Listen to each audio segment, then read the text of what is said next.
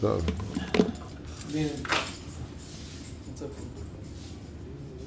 On peut poser des questions ou Des questions. À qui tu veux poser des questions? יש בורא לעולם, ברוך הוא, ברוך שמו, ערב טוב, בשם השם נעשה ונצליח ונרוויח. En ce lundi soir 4 du mois de juillet, ça sont les vacances, du mois de juillet, et le 5, non, le 6 déjà, parce qu'on est passé à la nuit, du mois de Tammuz, Ahim Tovim, Ul Shalom, Bracha, V'Atzlacha. Merci beaucoup Mauricio. Je suis racheté par Valérie Sad, si je prononce bien, pour la Refoua Shlema et très vite de son papa, Yves Shalom Ben Esther, Bezrat Hashem, Refoua Shlema, Lama Meira, Briut Etana, Richut Emel Kol Erat Shemaim, une très bonne santé, une grande réussite pour la famille Sadei et Valenzi, ainsi qu'un beau mariage très vite pour Mélanie Esther avec la présence de son grand-père en bonne santé, et toute sa famille. Bezrat Hashem, beaucoup de bonheur, de joie, d'allégresse, tout ce qu'il désire, que le mérite de cette étude, Béhémet, l'étude de la Torah, il faut savoir une chose, est la plus grande ségoula de tous nos problèmes, j'ai beau le dire et le répéter, mais il faut savoir que le fait d'étudier la Torah et de se remplir de connaissances de la Torah, c'est vraiment un remède, puisque le monde a été créé pour cela, et Dieu a caché les clés du monde dans la Torah, de façon codée.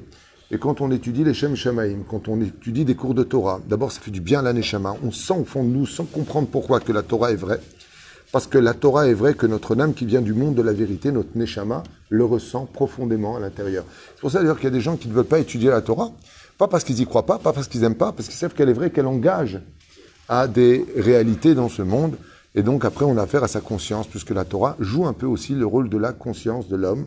Mais bon, jouer la politique de l'autruche n'a jamais aidé en quoi que ce soit. C'est pour cela que on va développer Bezrat Hashem en souhaitant une grande réussite à tous nos tormim. Bezrat Hashem, aussi une grande atzlacha à vous tous. Bracha v'atzlacha à tous ceux qui nous soutiennent pour le 10 particulièrement. On a besoin de tout le monde. Si vous pouvez, tant mieux. Si vous ne pouvez pas, un sourire suffira. Bezrat Hashem, comme j'ai eu l'habitude de le dire, vous ne devez rien à personne. C'est pas parce qu'on fait des cours que vous devez quoi que ce soit. Moi, en tout cas, c'est comme ça que je vois les choses. Bezrat Hashem. Et une grande réfoua shlema vraiment pour tous les malades d'Israël. J'entends beaucoup de gens malades autour de moi. On va penser à Vincent aussi, qui est à l'hôpital, que Dieu lui donne une bonne santé, Bezrat Hashem. Ouais. Local. Tous les jours, on entend des choses difficiles. De l'autre côté, voilà, demain, j'ai un mariage à Césarée, il y a des mariages à droite, à gauche, des Brit Milot, il y a des naissances, il y a du bon, et il y a des choses difficiles. On commence tout de suite notre chiour avec une phrase que va dire Bilam. Une phrase qui nous concerne particulièrement en 2022 de l'ère vulgaire, où il vient et il dira Am levada dishkon uvagoim lo itrashav. Et cette phrase-là, qui est très connue, dans laquelle on a fait déjà, à mon avis, 6 cours ou 7 cours d'année en année, tu te rappelles? Eh bien, cache des aspects très puissants, très profonds, sur la signification de ce qu'a voulu dire Bilam. Vous savez que on a lu ce matin dans la paracha Mi mana afar Yaakov. Qui peut compter la poussière de Yaakov? Et effectivement, la bénédiction que l'on a trouvée chez Yaakov est reliée à la poussière. Si vous observez bien dans le livre de Bereshit, la bénédiction que Dieu fait à Yitzhak est reliée aux étoiles. Et la bénédiction que Dieu fait... Pas compris. La bénédiction que fait Avraham Avinu est reliée au sable, aussi nombreux que le sable de la mer. Alors c'est très curieux parce qu'on voit qu'il parle de la descendance d'Avraham Avinu qui est reliée, on va reprendre ça du début, Avraham, quand Dieu le bénit, il le compare au chol, donc au sable. Quand il parle de Yitzhak, on le compare aux étoiles du ciel. Et quand on parle de Yaakov Avinu, il est comparé à la poussière. Pourquoi? Pourquoi tellement de différences au niveau des ishiout, c'est-à-dire des personnalités de ces éléments? Voyons ensemble, par exemple, qu'est-ce que le sable? Ce sont des entités individuelles qui vivent les uns à côté des autres. Qu'est-ce que sont les étoiles? Ce sont des entités individuelles qui vivent loin les uns des autres. Loin. Pourquoi? Parce que vous savez, comme le disent les scientifiques, si 2 étoiles se percutent, ça peut faire une explosion interplanétaire. C'est-à-dire thermonucléaire, si vous préférez. Par contre, la poussière, Elle est aussi nombreuse que les étoiles, elle est aussi nombreuse que le sable, la poussière. La différence, c'est qu'elle coagule. La poussière vit ensemble. C'est manière de voir pourquoi, Dafka, la Torah va bénir Avraham comme le Chol, Yitzhak comme les étoiles, et Yaakov, Mimana Afar Yaakov, Dafka comme la poussière. Ma'evdel Benehem. Dans le verset Am Levadad Ishkon, on va essayer de le traduire, c'est un peuple qui vit en autarcie. Ishkon, c'est Am Levadad, peuple. Seul, Ishkon, il réside. C'est comme ça que se traduit. Huvagoim, lo itrashav. Alors on peut le traduire de plusieurs façons, parce que chaque façon a une expression et un enseignement pour lui-même. Et il ne tient pas compte des goïm. Ça veut dire le peuple d'Israël, dans son pshat, on peut le traduire encore une fois de plusieurs façons. Moi, ce qui m'énerve un peu dans certains rabbanim, c'est qu'ils apportent une explication qui est marquée, mais ils ignorent les autres.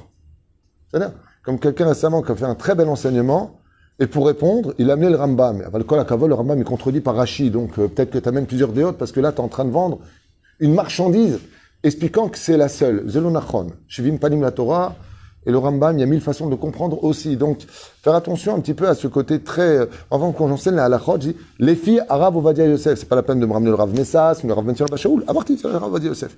Mais ça veut pas dire qu'il n'y a pas d'autres opinions. Donc, faire attention à ce côté un petit peu manipulateur de la pensée juive, où on emmène les gens avec des références, sans dire qu'il y a d'autres pensées, d'autres courants, d'autres façons d'expliquer les choses. Moi, ça m'agace énormément. Il y a un shiur que j'ai entendu d'un Rav qui m'a beaucoup agacé, parce qu'il s'est basé sur le Rambam dans le Moreh Nevuchim. C'est-à-dire, mais il y en a plein d'autres qui ne sont pas d'accord et qui sont aussi grands que le Rambam. Donc voilà, quoi. C'est un peu, ça me fâche. Ça me fâche parce qu'on trompe un peu l'histoire et c'est dommage. C'est dommage. Il suffit pas la Torah. Il faut voir le Rakanti, ce qu'on a expliqué Shabbat. Il dit que c'est par exemple, c'est Adam qui a mangé le fruit, c'est lui qui l'a donné à Ève. Le Rakanti, c'est comme ça qu'il apporte son commentaire. Et donc je lui viens, c'est marqué, regarde, t'as vu que j'ai raison? Non. Rashi dit pas comme ça, la Torah dit pas comme ça, la Gemara dit pas comme ça. Pourquoi tu dis les choses? Il y a la Déa du Rakanti qui dit. Bon, je referme cette parenthèse, mais je demande simplement au public de ne pas se laisser avoir par ce côté très manipulateur de certaines personnes qui veulent emmener les gens dans leur courant à eux, en cachant les autres opinions qui existent. Donc c'est très important. Je referme cette parenthèse parce que moi ça me tient à cœur personnellement en tant que Rav qui partage ma Torah. Tov la date que oh bidou comment chata omer.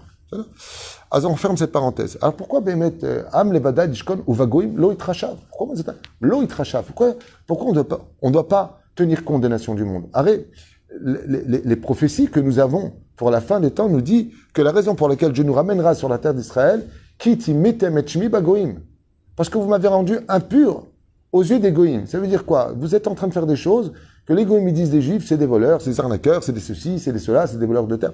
C'est-à-dire que Akadosh Baruch Hu, il tient compte de ce que disent les goïms. Alors qu'on dit velo itrashav bagoim. C'est que ça de caché. Vous savez que dans l'alphabet bêta, donc ça c'est des shiurim qu'on a déjà expliqué, aucune lettre en hébreu ne se marie avec l'autre. Aucune. Ça veut dire que si je prends, par exemple, pour faire 10, j'ai besoin de 2 lettres. Aleph et tête. En 2 lettres, toujours. D'accord? Si je veux faire 8, chet, bet. Chet c'est 8, bet c'est 2. D'accord? Sauf une lettre. J'ai pas le choix. Gimel, donc Gimel, Zain. Dalet, Vav. He, Hen, Hen, Ham, Vadadishkon. Qu'est-ce qu'elle nous dit la Torah? Hen, He, Nun. C'est quoi Nun? Le 5 se marie qu'avec le 5. Tout comme le He.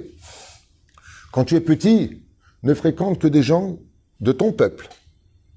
He, c'est 5. Ma Perusha Dabar, ça représente les petits-enfants. Pour faire 10, quand j'ai 5, il faut 5 et 5, 10. Donc, He avec He. Quand tu es grand, c'est Nun. Grandi. Nun, pour faire 100, c'est Nun. Achen Katouv. Hen, Am. Zotomeret, Hen. Le peuple là, il se marie qu'avec lui-même. Il ne s'assimile pas. Hen, Am, Levada Dishkon. Le He ne se marie qu'avec le He. Le Nun ne se marie qu'avec le Nun. Pour t'enseigner que le peuple d'Israël, c'est pas qu'on ne tient pas compte des nations du monde. Bien sûr que, comme on l'a déjà expliqué à maintes reprises, on a vu en chambre que jusqu'à la paracha de Chukat, ça parle essentiellement de ce qui se passe dans l'intériorité du peuple d'Israël. On n'est pas content de ceci, on n'est pas content de cela, on veut retourner en Égypte. Mais ça se passe d'une famille qui lave son linge sale en famille. Et à partir de la paracha de Choukat, où on a affaire aux nations du monde, on a affaire, comme on l'a expliqué d'un coup, avec les Édom, on a affaire avec les Cananéens, qui en réalité étaient les Amalicites. Là, on va avoir affaire à Moab, ensuite à Ammon, ensuite on va se battre contre les Midianim, dans la paracha qui va suivre, la paracha de Pinchas. Vous allez voir que la relation n'est plus une relation nationale, on n'est plus Léoumi, on devient Ben Léoumi. À partir de Choukat, les problèmes internes disparaissent. On s'adresse d'Israël vers les nations. Donc oui, Am Israël doit tenir compte absolument des nations du monde. En tant que nation, le message à l'échelle individuelle du rabbi, il est pour son peuple. À l'échelle nationale, il est pour les nations du monde. Donc le ministre de l'Intérieur, le ministre de l'Extérieur. À partir de Choukat, vous allez voir, Zot Choukat à Torah, d'un coup le peuple d'Israël s'intéresse à cette relation qui est, on va dire, universelle, et non plus une situation de mets tes tefilines, fais ton Shabbat. C'est-à-dire qu'il y a ces deux dimensions du mot hen ham. Hen, he, c'est l'intériorité. Nun, c'est avec les nations du monde. Mais à quelle condition? À la condition, on comprend pourquoi il y a marqué que Yaakov est comparé à la poussière, que Yitzhak est comparé aux étoiles, et que Avraham Avinu est comparé au sable. Alors on a expliqué tout à l'heure que le sable, il a quelque chose de particulier. Le sable vit ensemble, d'accord? Le sable, il vit ensemble, mais il est individuel. C'est-à-dire, quand tu prends un grain de sable, combien tu prends de sable avec toi? Un. Écoute bien la question que je pose. Prends une pesette, prends un grain de sable, combien tu prends de sable? Un. Ça veut dire que, étant donné qu'Avraham Avinu a eu Ishmaël comme enfant, Ishmaël n'est pas l'ennemi dans l'absolu du peuple d'Israël. Ça veut dire qu'on peut vivre avec Ishmaël, c'est pour ça qu'on se trouve au Moyen-Orient, on est entouré de pays arabes, Israël pourrait vivre avec Ishmaël. Et c'est pour ça qu'à la fin des temps, Ishmaël fait teshuva vis-à-vis d'Israël. Mais, même si on vit les uns à côté de l'autre, comme le sable, chacun sa place. Ishmaël se marie avec Ishmaël, les Juifs avec les Juifs. Bonjour, au revoir, ma'asalam, salam alaikum, elibaya. Quand on passe à Yitzhak, qui l'a eu comme enfant, lui? Il a eu Esav. Qu'est-ce qu'a dit Rabbi Shimon Bar Yochai dans le Midrash? Yadoua, halacha le maaseh, Esav, sonné le Yaakov. Lui, par contre, c'est les étoiles. Pourquoi les étoiles? Vous serez aussi nombreux que les étoiles. Parce qu'une étoile, non seulement elle est individuelle, mais elle ne peut pas s'approcher d'une autre étoile. Elles sont très très loin les uns des autres. Ça veut dire que vis-à-vis, par contre, de la descendance d'Ésaü, mamash qu'il n'y ait pas d'assimilation. Pourquoi? Ma'akesher. Parce qu'avec Ishmaël, on est des demi-frères et encore ça se discute. Par contre, vis-à-vis de Esav, on est frères. Et là, il y a un danger. Comme c'est marqué dans la Masechet Sanhedrin. Comment il est venu Esav? Qu'est Hassid ou qu'est Racha? Le problème d'Esav, c'est qu'il se fait passer pour un frère. Prenons par exemple le christianisme, sans critiquer, juste pour expliquer. Est-ce qu'il y a une reconnaissance de l'existence du peuple d'Israël et de notre Bible? Oui. Ancien Testament. Ils reconnaissent Avraham, Yitzhak, Yaakov, le peuple d'Israël, et ils ont fait une rallonge. C'est-à-dire qu'ils sont venus en tant que frères, hein, c'est pas pour rien qu'ils s'appellent frère Jacques, ok? Jacques est la traduction du mot Yaakov, en français. Velachen, méfie-toi. Pourquoi? Parce qu'ils viennent comme des frères. On est amis, on est civilisés. Mais qu'est-ce qu'ils font? Ils t'assimilent. La personne qui a le plus assimilé le peuple d'Israël et qui a perdu le plus d'âme du peuple d'Israël, non. Qui est celui qui a le plus assimilé le peuple d'Israël de toute l'histoire? Numéro 1 mondial. Mais non. C'est Napoléon. Avant Napoléon, les Juifs vivaient en autarcie dans des ghettos, entre Juifs. C'était rare d'avoir un Juif qui se mariait avec une non-Juive. On vivait. Qu'est-ce qu'a fait Napoléon? Milieu 1800, il a créé le consistoire, en un mot, et il a créé la religion juive. Et donc, si je suis une religion, t'es une religion, faut pas être raciste, quoi. Pas de ségrégation. Et ça a créé les mariages mixtes. Vous regardez bien sur le domaine historique, je vous dis pas ce que je pense, regardez tout simplement le domaine historique. L'assimilation a commencé quand? D'un côté, il y avait une bonne idée. Napoléon, il a voulu venger les Juifs le jour de Tch'a B'Av. Quand il a vu des Juifs pleurer en Russie qui étaient par terre, mais pourquoi vous pleurez? Qui vous a détruit votre temple? Je vais aller le tuer, il leur a dit. Il s'est fait passer pour un ami. Et d'ailleurs, je vous raconte une anecdote qui s'est passée avec le Admour Hazaken. Nicolas I, qui était empereur de Russie, et Napoléon, quand ils se sont rencontrés pour la guerre, ils sont partis voir le Admour Hazaken. Et ils ont dit, qu'est-ce qu'on fait? Est-ce que on va avec Napoléon qui vient libérer les Juifs du joug de la Russie, parce que Nicolas était un homme cruel avec les Juifs, avec les Cosaques, ou est-ce qu'on se met du côté des Cosaques? Qu'est-ce qu'a répondu l'Admour Hazaken? Du côté des Cosaques. Il a dit, mettez-vous des Cosaques, faites la guerre contre Napoléon. Oh! Ils étaient étonnés, les dirigeants qui comprenaient rien à la vie. Qu'est-ce qu'ils ont fait? Président, monsieur le président, ouais, croque-monstre chaud. Maintenant, il est venu nous libérer. L'Admour Hazaken, il a été chacham, il a vu. Il a dit, mais il va vous libérer, vous allez vous assimiler. Il fait les banques et les avocats, et vous allez commencer avec les goïms. Le Admour Hazaken, il a dit, surtout pas, faites la guerre contre Napoléon. Pourquoi? Qui ou savent?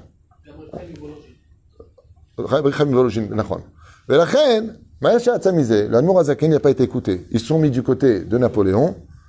Napoléon a perdu la guerre. Ils sont montés du côté de l'Irlande, la Finlande, là, et les Juifs, ils sont assimilés. La reine est marquée pour Yitzhak, étant donné qu'il a eu Esav, il est béni comme les étoiles. Chacun dans son univers brille. Que la France brille, que l'Espagne brille, que le Portugal il brille, que la Finlande elle brille. Brillez! Aval, que Chorve Hashamaim. Kol Kochav, elle ne peut pas s'assimiler à une autre. Et si elle se rencontre, c'est une explosion.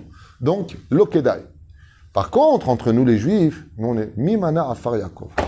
Par contre, nous les Juifs, on a la mitzvah de la Hardout.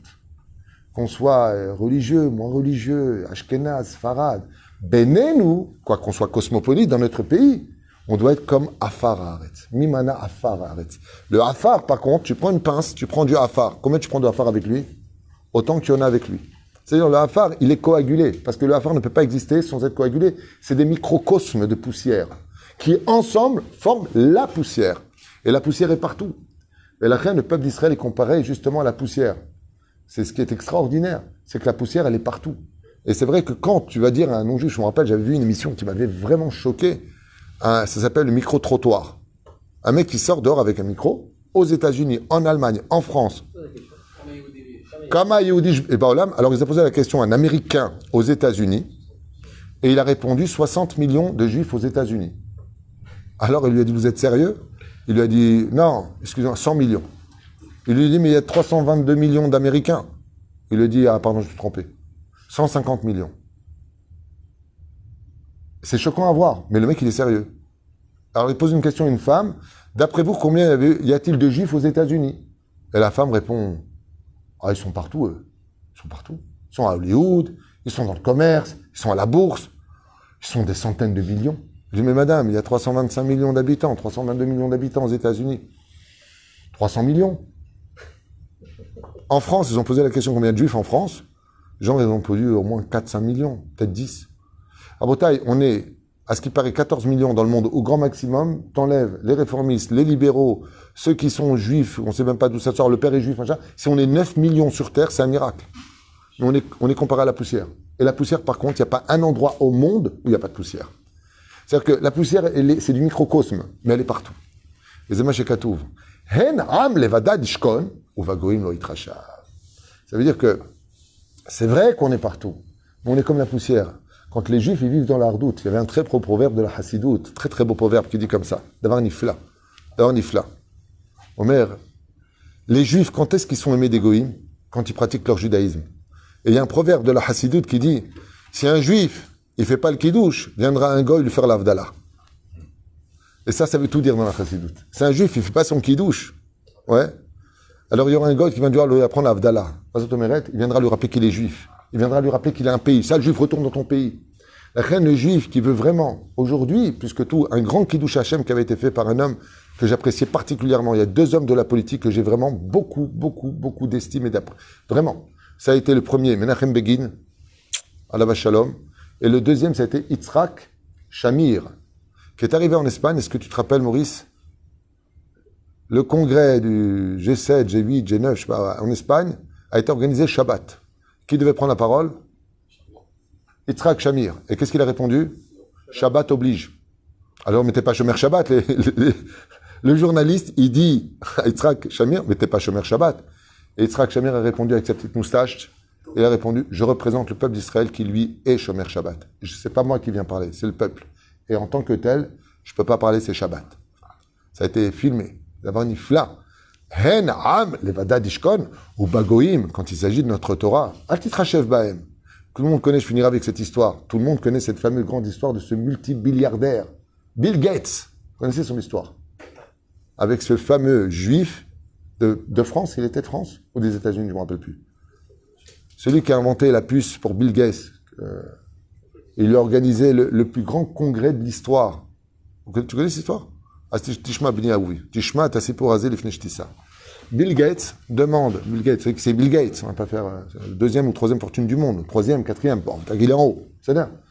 Bill Gates, si tu écoutes, on a un immeuble à construire de 28 millions de shekels, ou un petit virement, on va mettre au creuset, là, ça y est, c'est très proche, c'est Mahamat. Maintenant, Bill Gates, il organise un congrès. Quand? Le samedi. Maintenant, la personne qui doit faire le congrès, c'est un juif. Et il est Shomer Shabbat. Et il dit à Bill Gates, je ne peux pas venir faire mon exposé. Fais-le le dimanche. Bill Gates, il dit, mais c'est impossible. J'ai déjà tout organisé. Il y a 4000 scientifiques, 4000 informaticiens les plus grands du monde qui viennent à ce congrès. J'ai tout organisé. Combien devait le payer? 300 000 $ pour venir exposer son invention. Bill Gates, il lui double. Je te paye 600 000 $. Il lui a répondu, c'est Shabbat. Il lui a proposé $1 million. Il lui a dit, c'est Shabbat. Il lui a dit, prends une feuille, écris-moi ton chiffre. Il lui a dit, c'est Shabbat. Bill Gates a répondu, je pouvais tout acheter avant d'avoir rencontré cet homme, mais il y a une chose que j'ai appris, je ne peux pas acheter Shabbat chez les Juifs. Et c'est Kiddush Hashem. Cette histoire est racontée dans toutes les yeshivot. Tout le monde connaît cette histoire. Les Éperouch Adavar, Hen Am, les Vadenu, ou Bagoïm. Quand les Juifs, ils sont unis, ils vivent dans leur judaïsme, c'est pas la peine de venir chercher les nations du monde. Ceux qui viennent te chercher, c'est eux qui diront Kama Hacham Vena'avon Ha'amazé, comme c'est marqué dans Sefer Devarim, Parashat Vayit Hanan. Quand Kadosh Baruch Hu, il dit Kama Hacham Vena'avon Ha'amazé, combien il est Hacham, il est sage et intelligent, ce peuple-là. Et la reine, en réalité, la meilleure façon de donner un message vis-à-vis des nations du monde, eh bien, c'est d'être une ampoule qui brille très fort. Parce qu'une ampoule qui est fixée à un endroit qui brille très fort, quand tu allumes le bouton, c'est toute la pièce qui s'allume. Tu n'as pas besoin de te comporter comme un goy pour parler au goïm. Tu n'as pas besoin d'être parmi eux pour parler au goïm. Et là, d'être une lumière parmi les goïm, c'est que nous, on apprend à exploser notre potentiel en tant que juifs dans la fierté de la Torah et des mitzvot pour que les nations du monde, comme Bill Gates a dit, j'ai pu tout acheter sauf le Shabbat des Juifs. Comme l'a dit Alav Shalom, ce grand personnage qui était petit de taille, Yitzhak Shamir, désolé, Shabbat oblige Ayom. Et Zah Serge qui a vu Bilam Aracha. Amar, où vous trouvez un peuple pareil? D'un côté, on lui dit, fais attention, tu peux vivre en paix avec eux comme les grains du sable. C'est pour ça que les Arabes d'ailleurs vivent dans le sable. Leur univers, c'est les déserts, c'est leur ville est empreinte de sable. C'est un remède à la bénédiction que Dieu a fait à Abraham. Les nations du monde ont fait beaucoup d'inventions, l'Occident, énormément de choses. Comme on dit, ce sont des stars. À quoi se comparent les goïms? Chose que tu ne trouveras pas chez les Arabes. Chez les Arabes, il n'y a pas de stars, il n'y a pas d'étoiles. Par contre, tu vas à Hollywood, c'est les étoiles. C'est Remez à Yitzhak. Vers Israël, nous, c'est la Brit Mila, Minmana Afar Yaakov. Nous, on est comparé à l'Afar. Pourquoi? Tout le monde nous marche dessus, tout le monde veut nous exterminer. On est si peu nombreux, mais comme la poussière, on est partout dans la fierté de notre Torah, mitzvot, בארץ ישראל. ברוך ה' לעולם, אמן ואמן. יש לי שאלה. כן. האם מספר 5 של עין הרע, האם זה באמת, יש לזה מקור? כן, ודאי. בן איש חי, רגע, שאלת השאלה, תן לי לענות. תסתכל במסכת שבת, בדף קי"ח, עמוד א', בן יהוידע, יש לך מקור שמה במקום. ב', דרשות בן איש חי, על ויקח יעקב הכל הבא בידו, כותב מרן הבן איש חי, לקח חמסה, ומפה הוא מביא שם מקורות. בוא נלמד, הן לבדד ישכון, הן 55. עובד אותך שהעם ישראל צריך הגנה מאומות העולם. Donc ça, t'es en train de me dire qu'en fin de compte, la Torah est tunisienne, quoi. 55, c'est deux fois... פעמיים, מה עם הפעמיים האלה? איש את אחיו יעזור. תדע, אחדותנו, זכה להגנה מעין הרע מהכל. Ah, effet. Rabbi Yehuda, il dit, par le biais de la hardoute entre nous, qu'on est main dans la main, 55, yad beyad, on est protégé aussi de la inara des nations du monde. Que Dieu bénisse ton père, mon fils. Amen.